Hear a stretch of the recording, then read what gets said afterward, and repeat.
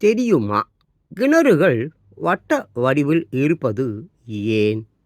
கிணறுகள் எங்கு இருந்தாலும் அவை வட்ட வடிவிலேயே அமைக்கப்பட்டிருக்கும். எதற்காக கிணறுகள் வட்ட வடிவில் அமைக்கப்படுகின்றன என்பதை தெரிந்து கொள்வோம். கிணறுகள் தோண்டியவுடன் அவற்றின் 4 பக்கத்திலும் வடிவம் கலையாமல் இருக்கச் செய்வது கிணற்றைச் சுற்றிலும் வட்ட வடிவில் உள்ள மண் மற்றும் கல்லின் எடைதான். கிணற்றை வட்ட வடிவில் அமைக்கும் போது மட்டுமே அதன் திறன் அதிகரிக்கிறது. பொதுவாக ஆர்ச் வடிவ வளைவிற்கு அதிக அளவில் எடை தாங்கும் திறன் உண்டு.